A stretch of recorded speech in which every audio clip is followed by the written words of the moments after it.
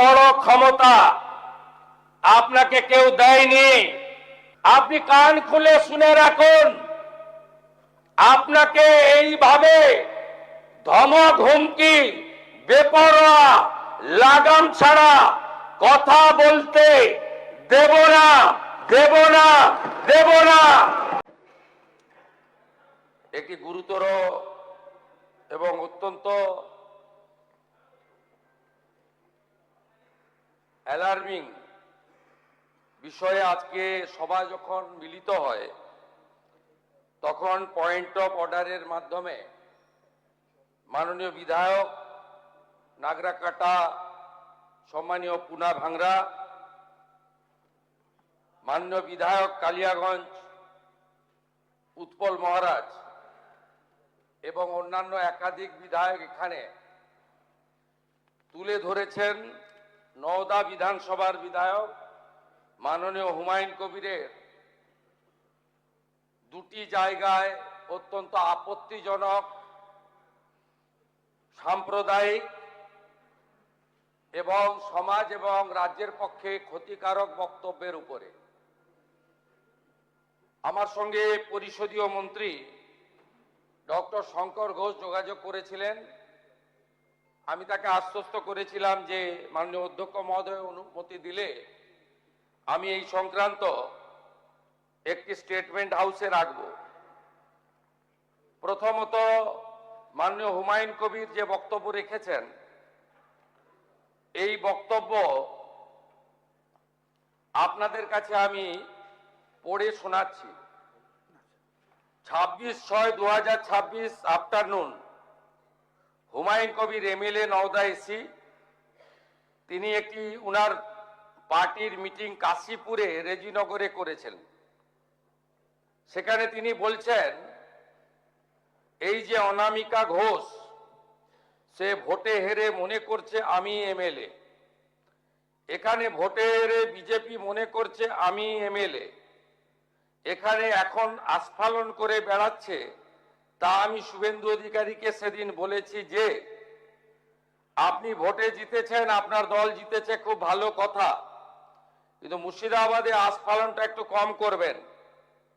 আমি যেদিন ময়দানে মুসলমানদের নিয়ে নেমে যাব না সেদিন এমন সাটা ভাগা মার শুরু করবে যে আপনাদের পতাকা বহন করার লোক থাকবে না। কেস এরকম কেস আমাদের বহরমপুরে জেল খাটা আছে। 5000 লোককে আপনি বহরমপুর সেন্ট্রাল জেলের যা আয়তন তাতে 4700 বা 4800-র বেশি লোক ধরে না। লাখে লাখে লোককে রাস্তায় নিয়ে নামাবো আর সাটা ভাঙা মার দেব আর জেলে যাব। কদিন জেলে আটকে রাখতে পারবেন, কত খাওয়াতে পারবেন দেখব।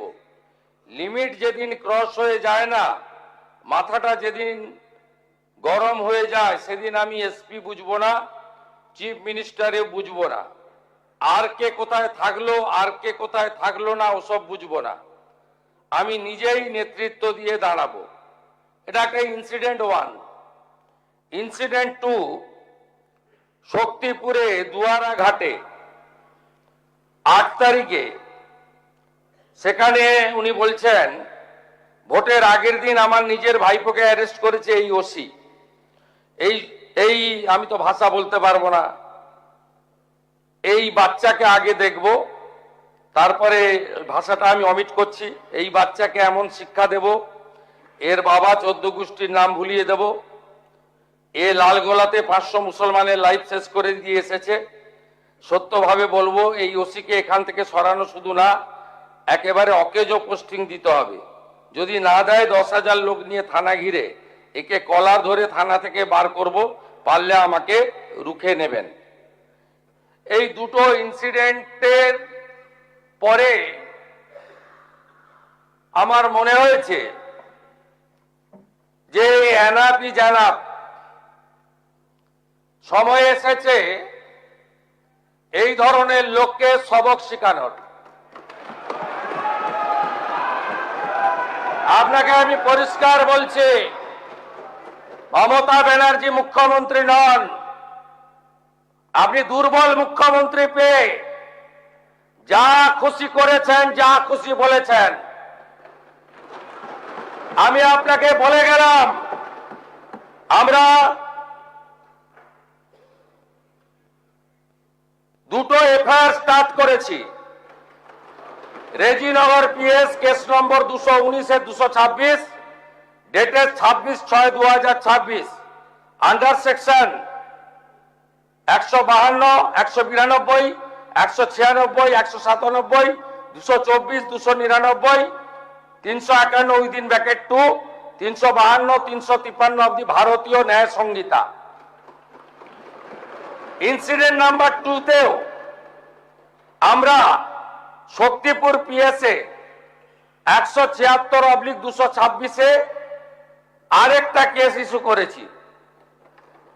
সেই কেসেও আমরা ভারতীয় ন্যায় সংহিতার সমস্ত সেকশন লাগিয়েছি এবং আমি আপনাদেরকে অ্যাসিওর করছি এত বড় ক্ষমতা আপনাকে কেউ দেয়নি। আপনি মুখে যেগুলো বলেছেন, আপনাকে আমি বলে গেলাম, আপনি কেন করছেন আমি জানি। আপনি কেন করছেন রাজনৈতিক কারণটা আমি জানি। আপনার এজেন্ডা 2 ছিল। 1 এজেন্ডা ভরতপুর, রেজিনগর, নওদায় সব নির্বাচিত পঞ্চায়েত যে দলেরই হোক ভেঙে আপনার পার্টিতে নিয়ে যাওয়া। আপনি সেটা করতে পারছেন না। আর দ্বিতীয় হচ্ছে আপনি 2টো সিটে জিতেছেন, নিয়ম মেনে একটাই রিজাইন করেছেন রেজিনগর। আগামী 2-3 মাসের মধ্যে উপনির্বাচন হবে, আপনি আপনার ছেলেকে জেতাতে চাইছেন। 72% মুসলিম আছে, মুসলিম ভোটকে কনসলিডেট করার জন্য আপনি এই খেলাটা খেলছেন। আপনি কান খুলে শুনে রাখুন, আপনাকে এইভাবে ধমক হুমকি বেপরোয়া লাগাম ছাড়া কথা বলতে দেব না, দেব না, দেব না। আপনাকে আমি শুধু 3টে উদাহরণ দিলাম। সন্দেশখালীতে একজন ছিল,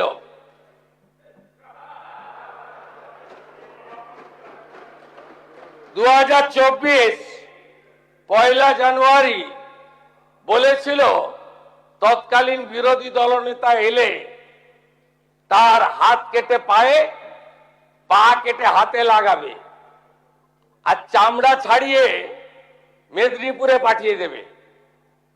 ওর অবস্থা কি হয়েছে সবাই দেখেছে। একই টোন ছিল। আরেকটা জীবনতলার গুন্ডা ক্যানিং ভাঙড়, ওর অবস্থাও কি হয়েছে দেখতে পাচ্ছে সবাই। আরেকটা পুষ্পা ঝুঁকে গায়ে নেই, এমন ঝোঁকা ঝুঁকেছে খালি পায়ে, ছোট প্যান্ট পরে, কান ধরে উঠবস করতে করতে যাচ্ছে। আপনাকে আমি বলে গেলাম পুলিশ তার ব্যবস্থা নেবে। আর আমি 1 সপ্তাহ পরে মুর্শিদাবাদে যাচ্ছি। আমি প্রমাণ করে দেব ভারতবর্ষের সংবিধান, আইন শেষ কথা বলে, কোন বাতেল আবাদ শেষ কথা বলে না। আপনাকে সংযত হওয়ার, সতর্ক হওয়ার, এই ধরনের কথা প্রত্যাহার করার এবং ভবিষ্যতে এই ধরনের কথা বলার আগে 25 বার ভাবার হুঁশিয়ারি দিয়ে আমি সবাইকে আশ্বস্ত করছি। আপনারা ভাবছেন কেস হয়েছে, অ্যাকশন কবে হবে? যারা ওকে ডেকেছিল এই সভাতে তাদেরকে আগে তুলব, তারপরে আপনার কাছে যাব। যা করার করব, আমি আশ্বস্ত করছি আপনাদের। আপনি ধরে রাখুন, এটা ওর শেষ বক্তব্য, ধরে রাখতে পারেন। এ সরকার আইনের শাসন প্রতিষ্ঠা করবে, গুন্ডাদের শাসন সমাপ্ত করবে, নিশ্চিন্ত থাকুন। সবাই ভালো থাকবেন, ধন্যবাদ।